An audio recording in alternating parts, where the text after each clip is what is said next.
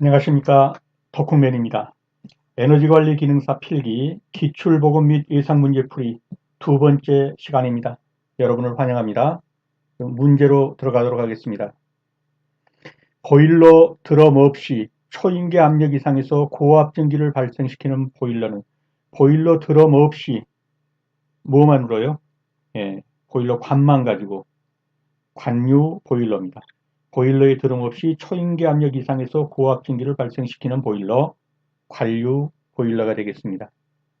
그래서 관유 보일러의 특징 쭉 써놨으니까 한번 읽어보시고요.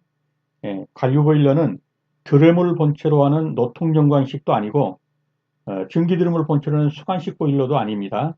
오로지 드럼이 없이 관만 가지고 운영되고 있습니다. 그래서 급수가 수관 내를 1회만 통과한다. 그래서 전열면에서 전기를 발생한다. 그래서 장점과 단점 적어놨으니까 한번 참조하시고요. 그래서 보일러에 드럼 없이 초인계 압력 이상에서 고압 전기를 발생한다. 보일러 관만 가지고 보일러를 전기를 발생시키는 겁니다. 드럼 없이 관만 가지고 구성된 보일러 관유 보일러가 되겠습니다.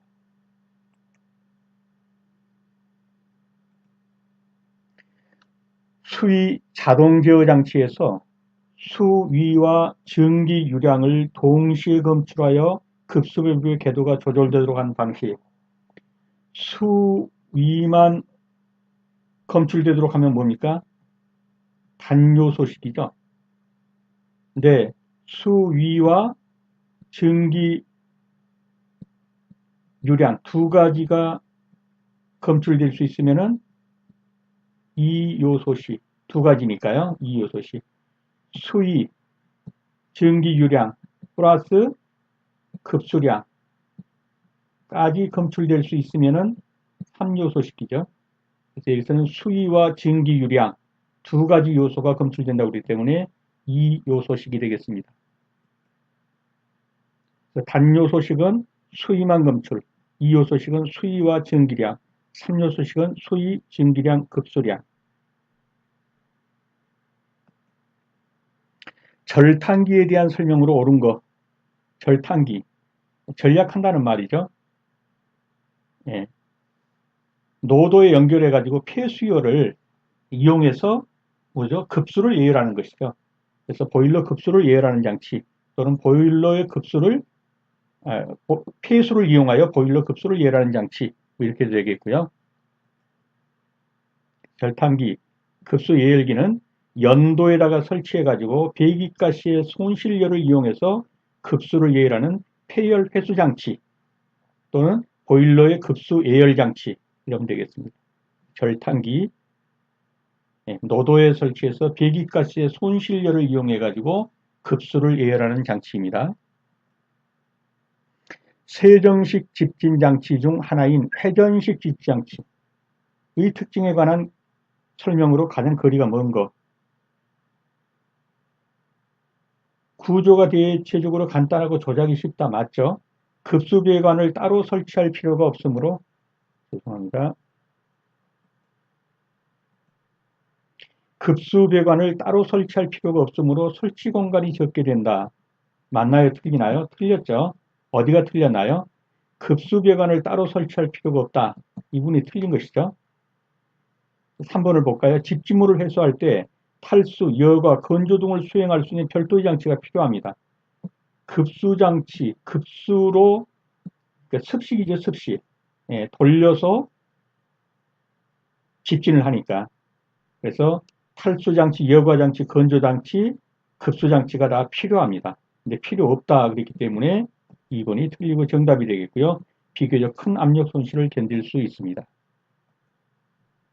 그래서 회전식은 송풍기의 회전을 이용해서 물방울, 수막기포를 형성해서 세정하는 방식인데 습식 세정식이라는 거죠. 그래서 급수관을 설치해서 탈수, 여과, 건조 등의 별도의 장치가 필요하다. 근데 따로 설치할 필요가 없고 설치공도 적다 그랬으면 틀린 지문이 되겠습니다. 보일러 사용 시 이상 저수위의 원인이 아닌 것은 이상 저수위, 벌써 봐도 급수 탱크의 급수량이 많다 그런데 이상 저수위가 될 리가 없겠죠. 네, 정답은 4번이에요. 전기 지출량이 과대하거나 연결부에서 누출되거나 급수장치가 증발 능력에 비해서 과소하다든가 이럴 경우에는 저수위가 나오겠죠. 이런 경우에는요. 그러나 급수 탱크의 급수량이 많다. 그럼 고수위가 되겠지 저수위는 아니죠. 정답은 4번이 되겠습니다. 그래서 이상 저수위의 원인은 급수 탱크의 급수량이 부족한 경우죠. 정답은 4번. 자동 제어의 신호 전달 방법에서 공기압식으로 옳은 것은 공기압식의 특징이 뭡니까? 예, 지연 시간이 길다. 전송할 때. 그 다음에 신호 전달 거리가 유압식에 비해서 짧다. 그런 거죠. 그래서 여기서 맞는 것은 예, 전송 시 지연 시간이 생긴다. 1번이 정답이 되겠습니다. 공기압식은 신호 전달 거리가 유압식에 비하여 짧고 길다 그래서 틀린 거죠. 전송 시 시간 지연이 생긴다. 전송 시 시간 지연이 생긴다. 그래서 1번이 맞는 정답이 되겠습니다. 자동 제어의 신호 전달 방법 중 신호 전송 시 시간 지연이 다른 형식에 비하여 크며 전송 거리가 100 내지 150m 정도로 짧다. 조금 전에 봤죠? 문제 형태만 바꿨죠? 무엇입니까? 네, 공기식입니다. 신호 전달 방법 중 공기식이 바로 시간 지연이 다른 형식에 비해 크고 전송거리가 압력식에 비해서 짧다. 유압식에 비해서 짧다. 정답은 4번이 되겠습니다. 자연 통풍 방식에서 통풍력이 증가되는 경우가 아닌 것. 통풍력이 증가되는 경우 보면은 2, 3, 4는 통풍력이 증가되는 경우죠. 연돌의 단면적이 크다. 굴곡수가 적다. 그러면 다 통풍력이 증가되죠. 배기가스 온도가 높다. 연돌의 높이는요. 낮은 경우가 아니라 연돌의 높이가 높으면 어때요? 통풍이 증가되죠. 근데 낮다 그랬으니까 틀린 거죠. 연돌의 높이가 높은 경우가 통풍력이 증가되는 경우입니다. 이것이 틀리고 정답이 되겠습니다. 통풍력이 증가되는 경우는 연돌, 굴뚝의 높이가 높은 경우, 단면적이 큰 경우, 배기가스의 온도가 높은 경우, 굴뚝 내 굴곡이 없을수록, 외기 온도가 낮을수록, 이것도 시험에 나올 때 잘 알아둬야 돼요. 즉, 여름 온도보다는 겨울에 어떻다? 통풍이 어떻다고요? 잘 된다. 외기 온도가 낮을수록 통풍이 잘 된다는 겁니다. 통풍력이 증가되는 경우는 단면적이 크고 연도의 굴곡수가 적고 배기가스 온도가 높고 외기 온도가 낮을수록 겨울에 오히려 통풍이 잘 된다. 연돌의 높이는 높을수록 잘 되기 때문에 낮은 그랬으니까 틀리고 정답입니다. 파이프와 파이프를 홈 조인트로 체결하기 위하여 파이프 끝을 가공하는 기계. 가공하는 것 자체를 뭐라고 해요? 그루빙이라고 그러죠. 그루빙. 홈을 이 끝에다가 요 끝쪽에다가 이렇게 굴곡을 만들어주죠. 홈을 만들어주는 것을 그루빙이라고 그래요. 그루빙 조인트 머신이 되겠죠. 그렇게 하는 끝을 가공하는 기계니까. 그래서 정답은 4번이 되겠습니다. 그루빙 조인트 머신이 파이프와 파이프를 조인트로 연결하기 위해서 체결하기 위해서 파이프 끝을 가공하는 기계 그루빙 조인트 머신이 되겠습니다. 10번입니다. 고체 연료의 고위 발열량으로부터 저위 발열량을 산출할 때 연료 속의 수분과 다른 한 성분의 함유율, 다른 한 성분이 무엇이냐 이거죠. 를 가지고 계산해서 산출할 수 있는데 발열량을 산출할 수 있는데 그 성분이 무엇이냐 그랬습니다. 수분과 수소, 수소를 가지고 함유된 수소를 가지고 발열량을 산출할 수가 있습니다. 그래서는 수소가 되겠습니다. 수분과 수소를 가지고 발열량을 산출할 수 있습니다. 온수 난방 설비의 내림굽의 배관에서 배관 아랫면을 일치시키고자 할 때 사용하는 이음새. 온수 난방 설비의 내림굽의 배관에서 아랫면 일치시키고자 할 때 사용되는 이음새.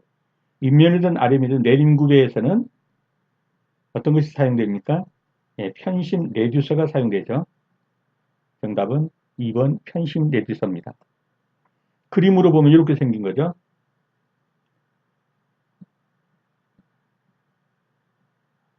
이 레듀서, 리듀스란 말이 줄인다는 말이죠. 여기의 광경과 여기의 광경이 줄어들었죠. 이렇게 큰 배관에서 적은 배관으로 연결할 때 레듀서를 쓴단 말이죠. 그래서 내림급의 배관에서 아래면을 일식할 때 사용되는 이음새는 편심 레듀서. 레듀서, 편심 레듀서는 광경을 줄이는 넓은 광경에서 좁은 광경을 줄이는 이음새로 내림구배 시 관 아래면을 기준하고 상향구배할 때는 편의 윗면을 일치시킨다. 정답은 내림구배 배관에서 배관 아래면을 일치시키고자 할 때 사용되는 이음새는 편심 레듀서가 되겠습니다.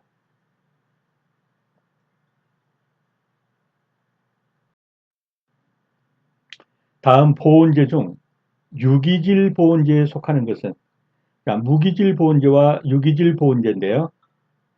1, 2, 3번에 있는 것은 전부 뭡니까? 이거는 무기질 보온제입니다. 예, 규조토, 탄산마그네슘, 유리섬유. 예, 이 성분만 들어도 이게 무기질이라는 거 아시겠죠? 기포성 수지, 예, 이거는 유기질 보온제입니다. 이 정답은 4번이 되겠습니다. 무기질 단열재, 보온제와 유기질 단열재를 보면 무기질은 예, 유리면, 규산질, 알루미늄 뭐 이런 예, 무기질 성분이 되겠고요.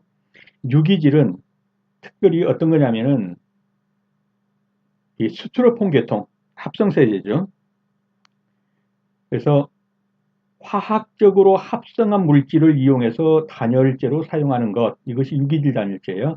스티로폼 형식, 그래서 발포 폴리에스틸렌, 발포 폴리우레탄, 발포 염화비닐 이런 거, 기폭제 이런 것들이 바로 유기질 단열재가 되겠습니다. 이것은 흡습성은 적고 열에 약한 것이 단점이다.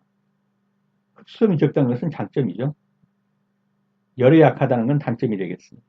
이 내용을 한번 읽어보시고요. 보온제 중 유기질 보온제에 속하는 것은 기포성 수지가 유기질 보온제에 해당되겠습니다. 배관 지지구의 종류가 아닌 것, 배관을 지지하는 것, 타이프쇼, 콘스탄트 행거, 리지드 서포트 이건 전부 다 뭡니까? 지지구죠, 지지구. 뭐 이렇게 해서 위에다 매달든지 아니면 그림을 잘못 그려가지고 이렇게 해서 여기로 관이 통과하도록 해가지고 하는 파이프슈라든지 리지드 서포터라든지 이런 건 전부 배관 지지구입니다. 근데 소켓은 뭡니까? 배관 이음새죠, 이음새. 이음 조인트죠. 이게 소켓이죠. 이쪽 해가지고 있는 거. 이것이 소켓입니다. 그래서 배관 지지구는 아닙니다. 배관 지지구는 파이프쇼, 콘스탄트 행거, 리지드 서포트 이런 것이 배관 지지구가 되겠습니다. 14번입니다. 저탄소 녹색성장 기본법에서 사람의 활동의 수반에서 발생하는 온실가스, 온실가스가 대기 중에 축적돼서 온실가스 농도를 증가시켜가지고 지구 전체적으로 온도가 상승하는 현상. 답은 보이시죠? 지구 온난화 현상입니다. 온난화. 에너지 이용 합리화법에 따라 고시한 효율 관리 기자재 운영 규정에 따라 가정용 가스보일러 최저 소비 효율, 가정용 가스보일러의 최저 소비 효율은 몇 프로입니까? 예, 76%입니다. 가정용 가스보일러 소비 효율, 최저 소비 효율은 76%입니다. 계속 시험에 나오니까 암기해 두셔야 합니다. 유류연소 버너에서 기름의 애열 온도가 너무 높다. 그러면 어떤 현상이 일어날까 하는 겁니다. 애열 온도가 높으면 그렇죠. 버너 화구에 탄화물이 축적됩니다. 1번이 맞고 정답입니다. 기름의 애열 온도가 높으면 버너 화구에 탄화물이 축적됩니다. 에어 온도가 높을 때 발생하는 거, 기름의 분해가 일어나고 분사 각도가 흐트러지고 탄화물이 생성됩니다. 여기서는 탄화물 축적, 에어 온도가 기름의 에어 온도가 높을 때 탄화물이 축적된다.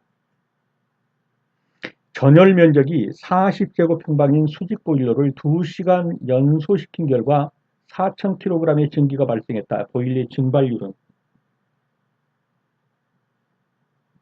증발율은 발생된 증기량을 뭘로 나누는 거죠? 예, 전열 면적 곱하기 소요 시간, 운행 시간, 2시간이죠. 면적 40제곱평방에 곱하기 2. 증기량이 얼마 발생했다고요? 4,000kg 발생했다. 그러면 어떻게 됩니까? 80으로 나누게 되죠. 그럼 얼마 되죠? 50kg 제곱미터당 아워가 되겠네요. 정답은 4번. 그래서 발생된 증기량을 예, 증기량을 면적의 소요시간 2시간, 면적 40 곱하기 2시간 이렇게 해서 증발율을 구할 수가 있습니다. 그러면 증발율은 제곱평방당 50kg이 되겠습니다. 그래서 전열면의 증발율은 4,000kg을 면적 곱하기 보일러 가동 시간 2시간 해가지고 나누면은 50kg이 되겠습니다. 두께가 150mm, 면적이 15제곱평방인 벽이 있다. 내면 온도는 200도씨, 외면 온도가 20도씨일 때 벽을 통한 손실 열량은 손실 열량. 그러면 열 전도율을 구하는데 이거는 지금 메타당 전도율이죠. 근데 두께가 150mm라고 그랬으니까 이걸 메타로 한 사람은 얼마가 됩니까? 0.15m가 되겠네요. 그렇죠? 예. 그러면은 0.25를 0.15로 나눠주면 0.15에 대한 열 전도율이 나오겠죠. 이 0.15에 대한 열 전도율에다가 면적을 곱해주죠. 15제곱평방인 면적을 곱해주고 거기에다가 온도차가 얼마입니까? 200도에서 20도를 빼면 180도가 되겠네요. 예. 그래서 0.25 나누기 0.15에다가 곱하기 면적 거기다가 온도차 이것을 계산해 주면 얼마가 이제 계산기로 나눠 보시면 얼마가 나오겠습니다. 여기서 나와 4,500kcal가 나올 겁니다. 그래서 벽을 통한 손실열은 0.15 메타. 이것을 메타로 한 사람의 0.15니까 0.15에 대한 전도율로 계산해야 되니까 0.25 나누기 0.15 한 다음에 면적 15를 곱해주고 온도차, 온도가 아니라 온도차입니다. 온도차니까 200도에서 20도를 빼니까 180도. 요걸 계산해주면 손실 열량이 나오게 되겠습니다. 계산하면 4,500kcal가 나옵니다. 압력에 대한 설명으로 옳은 것은 압력은요 단위 면적당 작용하는 힘입니다. 힘이 면적당 작용하는 힘, 요게 압력이 됩니다. 그래서 단위 면적당 작용하는 힘을 면적으로 나눈 것, 단위 면적당 수직으로 작용하는 힘, 그래서 압력은 단위 면적당 작용하는 힘이 되겠습니다. 공기비를 M, 이론 공기량을 A0라고 할 때 실제 공기량을 구하는 식은 자, 공기비는 어떻습니까? 실제 공기량을 이론 공기량 A0로 나눈 거죠. 요거를 지금 여기서는 이제 A라고 표시를 했죠. 그러려면 양변에 A0를 곱해주면 여기서는요 M 곱하기 A0가 되고 여기서는 A0, A0 없어지고 A만 남겠죠. 실제 공기량 A. 그래서 A는 M, A0 이렇게 되죠. A는 MA0. 정답은 1번이 되겠나요? 네. 그래서 이것을 구할 때는 실제 공기량을 이동 공기량으로 나눈 것이 바로 공기 B다. 이것만 아시면 그 다음에는 이제 이항하는 것만 계산할 때 이항하는 것만 나누죠. 그래서 양변에 같은 이동 공기량을 곱해주고 A제를 곱해주면 MA제로가 되고 여기는 약분해서 없어지니까 실제 공기량 A만 남게 되죠. 그래서 A는 M 곱하기 A0가 되겠습니다. 공기 B는 실제 공기량을 이동 공기량으로 나눈 것. 그래서 M은 A0분의 A. 여기에서 A는 양변을 A0로 곱하니까 M A0가 되고 약분해서 없어지고 이렇게 계산식이 되겠습니다.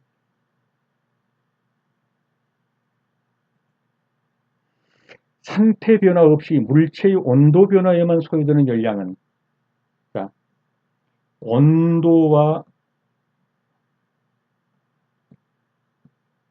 상태를 놓고 보면요. 상태 변화 없이 온도만 변하는 경우도 있고 온도 변화 없이 상태만 변하는 경우도 있죠. 근데 여기서는 온도에다 방점을 찍고 보면 상태의 변화 없이 물체의 온도만 변한다. 그러니까 이건 변화 없고 요것만 변한다는 거죠. 오르고 내리고. 이 변화가 나타났느냐 또는 나타나지 않았느냐 이렇게 보는 거예요. 그러니까 온도의 변화가 나타났으면 열이 온도니까 현열, 나타나지 않았으면 잠자고 있으니까 잠열 이렇게 되는 거예요. 그러니까 물체의 온도 변화에만 소요된다 라고 하면 현열이 되겠죠. 근데 물체의 온도는 변하지 않고 상태만 변한다. 온도는 잠자고 있다. 그러면 상태만 변한다. 그러면 뭐가 되겠어요? 그때는 잠열 그렇게 말하겠죠. 여기서는 온도만 변한다. 그러니까 현열이 되죠. 나타날 현자에 뜨거울 열 그래가지고 현열이라고 합니다. 현열 한자로 쓰면 이렇게 되고 물질을 가열이나 냉각했을 때 상태는 변함이 없는데 온도만 변한다. 온도만 변했으니까 열이 나타난 거죠. 열이 변했어요. 그래서 현열입니다. 근데 온도는 안 변하는데 온도는 잠자고 있는데 상태만 변한다. 그러면 그때는 그걸 잠열 이렇게 말한다는 거죠. 여기서는 온도만 변하니까 현열이 되겠습니다. 전기 사용 압력이 같거나 또는 다른 여러 개의 전기 사용 설비의 드레인관을 하나로 묶어 벌써 그냥 하나로 묶어 그러면 답이 나오죠. 하나로 묶어 그룹 지었다는 얘기죠. 그룹 트래핑입니다. 그래서 응축소를 받을 때 이렇게 세 개가 나오는데 이걸 하나로 엮어가지고 여기서 응축소를 받으면 이게 그룹이죠. 근데 하나하나마다 응축소가 나온다. 그러면 이거는 개별이죠. 개별. 그래서 그룹 트래핑이냐 개별이냐. 근데 여기서는 하나로 묶어 한 개의 트럭으로 설치한 거 좋은 방법이 아닙니다. 그룹 트래핑입니다. 그래서 일반적으로 이런 방법은 쓰지 않죠. 이렇게 이게 그룹 트래핑이에요. 여기가 보면 세 개가 나왔잖아요. 이렇게 세 개가. 근데 이걸 하나로 묶었어요. 응축소. 이것이 그룹 트래핑. 하나하나마다 응축수가 따로따로 나오죠. 이것은 개별 트래핑. 그리고 이 내용을 한번 읽어보시고요. 이건 좋은 방법이 아니다. 손실이 많다. 이렇게 보시면 되겠습니다. 그래서 그룹 트래핑은 전기 사용 설비의 온도 저하로 전기 손실이 크다. 그래서 일반적으로 사용하지 않는 방법입니다. 여기서는 어떻든 하나로 묶어 한 개의 트룹으로 설치했다. 그룹 트래핑이 되겠습니다. 보일러 윈드박스 주위에 설치되는 장치 또는 부품과 가장 거리가 먼 것. 윈드박스. 이 공기, 공기방이죠. 이 공기방. 이 바람, 공기. 이게 윈드박스죠. 그래서 여기를 통해서 이제 공기가 그 맞춰서 들어가게 되는 그런 것이 이제 윈드박스예요. 이 주위에 없는 것은 뭐냐? 이렇게 물은 거예요. 이 주위에 화염검출기나 착화번호나 투시구는 바로 그 주위에 있어요. 공기의 일기라는 건 없습니다. 정답은 1번이 되겠습니다. 그래서 윈드박스는 노통 내에 공기를 공급해 주는 것인데 공기의 열기라는 건 없습니다. 그 주위에 있는 건 화염검출기, 점압번호, 투시구 이런 것들이 있죠. 보일러수에 불순물이 많이 포함돼서 보일러수의 비듬과 함께 수면 부분에 거품의 층이 형성돼 수위가 불안정하게 된다. 거품의 층이 있다. 그러면 뭡니까? 이거는 포밍이죠. 포밍.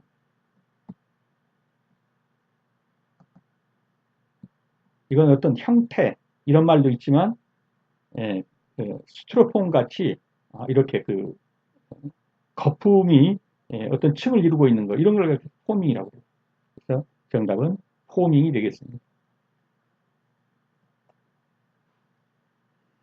프라이밍은 뭐냐? 프라이밍은 보일러 관수가 농축됐거나 주 증기의 밸브가 빨리 열렸거나 이럴 때 보일러 부하의 급변으로 수위가 급상승하면서 증기와 분리되지 않고 수면 자체가 훅 떠오르는 거예요. 솟아오르는 거. 이래서 올바른 수위를 판단하지 못하는 현상 이런 걸 가리켜서 프라이밍. 프라이밍이라는 게 뭡니까? 이렇게 분출하다 이런 말이죠. 분출하다. 그래서 물 자체가 증기로 빠져나오지 못하고 물 자체가 훅 뜨는 거 이걸 가리켜서 프라이밍이라고 그러고요. 포밍은 좀 전에 본 것처럼 유지분이나 부유물 등에서 보일러 수위 비듬과 함께 수면부에 거품이 생기는 거 이것이 포밍이고 캐리오버는 이게 팍 하면서 밖으로 튀어나오는 거예요. 고용물이나 현토 고용물이 증기에 섞여서 보일러 밖으로 튀어나가는 것 이것이 캐리오버입니다. 그래서 여기서는 보일러수에 불순물이 섞여갖고 거품의 층을 형성한다. 그러면 포밍이다. 프라이밍은 수증기가 증발되지 못하고 열로 물 자체가 푹 솟아오르는 것. 이런 것이 프라이밍이고 캐리오버는 수증기와 함께 현탕물이 밖으로 튀어나오는 것. 이게 캐리오버고요. 공동현상은 여기에는 안 되죠. 캐비테이션 현상인데 이것은 유압에 공기가 들어가는 거 이런 것인가 아예 거리가 멀고요. 여기서는 거품이 층을 형성한다. 그러면 포밍입니다. 도시가스 배관에 설치해서 배관의 이음부의 전기전멸기 및 접속기와의 거리. 배관을 이었는데 용접이음은 제외합니다. 용접이음은 잘 되니까. 근데 이제 소켓이음 같은 걸로 이렇게 했다고 합시다. 이었어요. 근데 여기서부터 전기 전멸기나 전기 접속기의 거리는 얼마를 떼줘야 되냐 이걸 묻는 겁니다. 30cm를 떼줘야 합니다. 정답은 3번 30cm가 되겠고요. 근데 전기 계량기나 전기 개폐기와 같은 곳으로부터는 60cm를 떼줘야 돼요. 전멸기라든가 전기 접속지까지 거리는 30cm를 떼주면 되고 절연선과의 거리는 10cm만 떼주면 됩니다. 여기서는 전기 전멸기 및 접속기와의 거리 그랬으면 30cm를 떼주면 되겠습니다. 네, 수업하시느라 수고 많으셨습니다. 다음 시간에 다시 뵙겠습니다. 감사합니다.